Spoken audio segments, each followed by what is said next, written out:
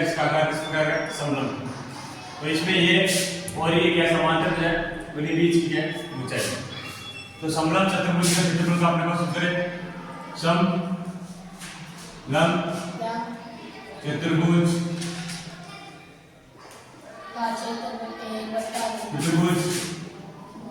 का क्षेत्रफल क्या 1/2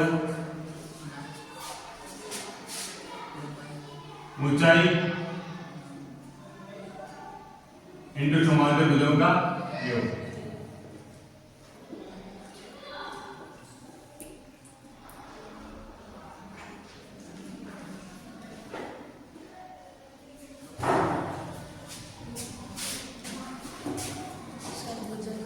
एक बटा 2 H समांतर भुजाएं A प्लस B।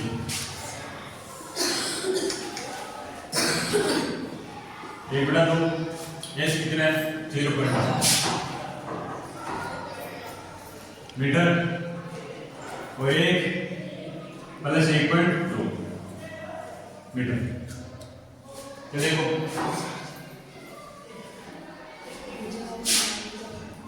एक बटा 2 पॉइंट हटाओ 8 बटा 10 इन जोड़ा मिल जाए। पॉइंट 2 का 2.2 metre square. Metre metre square है।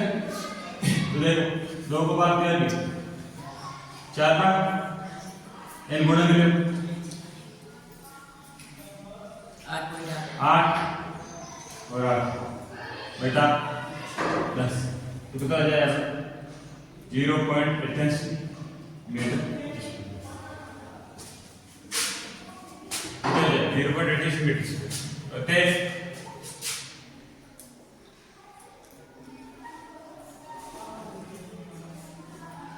समलंब का क्षेत्रफल 0.88 मीटर स्क्वायर। इसमें समांतर भुजाओं में से एक भुजा का मान दे रखा है, दूसरी भुजा नहीं, और समलंब चतुर्भुज का हमें क्षेत्रफल दे रखा है और इसकी क्या दे रखी ऊंचाई दे रखी है। हमें दूसरी भुजा का मान जानना है। हम जानते हैं कि समलंब चतुर्भुज के क्षेत्रफल का सूत्र है समलंब चतुर्भुज का क्षेत्रफल सूत्र 1/2 ऊंचाई इंटू समांतर भुजाओं का योग। तो देखो जो समलंब चतुर्भुज का क्षेत्रफल हमारा क्षेत्रफल होगा 34 सेंटीमीटर स्क्वायर बटा बराबर 1/2 ऊंचाई कितनी 4 सेंटीमीटर इंटू समांतर भुजा a प्लस b में a का मान देगा a प्लस b यानी a का मान देगा 10 और दूसरे का b। ठीक है इसमें आएगा सेंटीमीटर। तो देखो ये 2 की में भाग में आएगा गुणा 4 10 प्लस 20 सेंटीमीटर।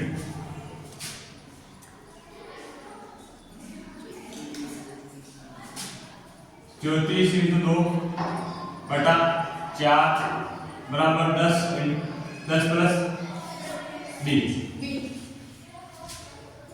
2 17। अपना निकले 17 बराबर 10 प्लस 20। तो b बराबर आ जाएगा 17 माइनस 10 b का मान कितना आ जाएगा 7। तो दूसरी समांतर भुजा का मान कितना आ जाएगा 7। तो लिखेंगे अतः दूसरी समांतर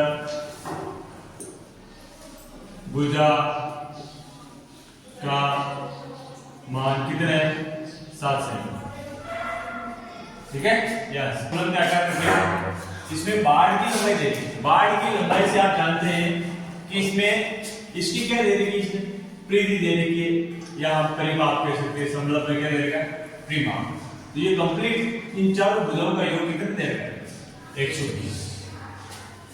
तो बाढ़ की लंबाई से हम जानते हैं बाढ़ की लंबाई बराबर अपने पास क्या होगा AB plus BC plus CD plus DA या AD। हम जो मान दिया बाढ़ की लंबाई कर दी 120। ए बी का मान कितने दे रखा है? ए बी का मान क्या है? बी सी का मान आपके पास कितना है? 48। सी डी का मान कितना है? 17। और ए डी का मान 40।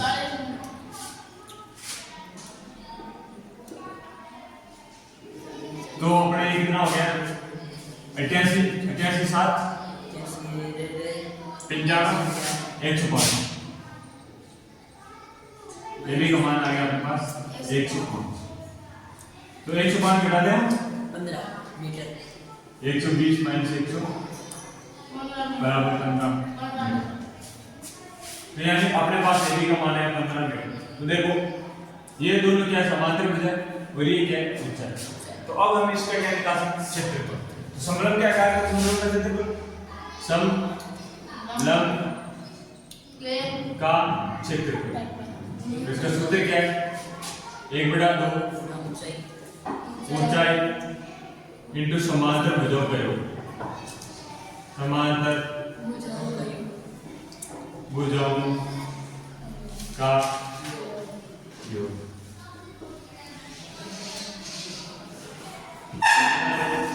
ऊंचाई कितनी है? 15। समांतर भुजा कौन सी है? 40 प्लस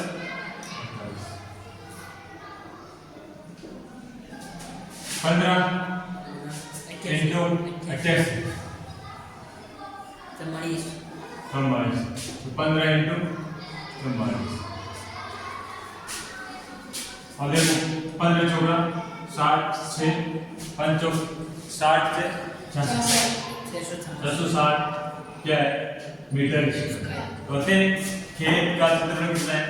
कहते हैं खेत का क्षेत्रफल कितना आ गया? 660 मीटर स्क्वायर। ये क्या आ गया अपने पास? ठीक है। तो ये देखो अपने पास एक खेत है और किस प्रकार का है? समचतुर्भुज का। कैसा? समचतुर्भुज। तो जिसमें हम नाम दे सकते हैं ए बी सी और डी। इसमें बी डी की लंबाई कितनी? 24 मीटर। और ए बी सी डी उसके बाद इसका नाम देते हैं ई और एफ। ए का मान कितना है? 13। सी का मान 8। हमें इसका क्षेत्रफल निकालना है। तो देखो आप एक चीज समझ पा रहे हैं, इसके दो त्रिभुज बने, एक और दो। तो ये त्रिभुज बना पहला। तो खेत का क्षेत्रफल बराबर क्या होता है? त्रिभुज का क्षेत्रफल प्लस त्रिभुज का क्षेत्रफल।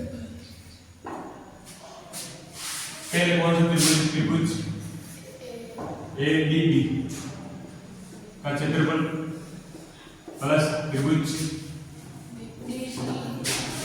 बी सी डी का क्षेत्रफल।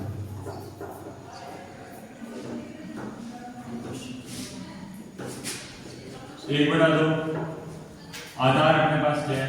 यहां से बी डी क्या है? बी डी और ऊंचाई क्या है?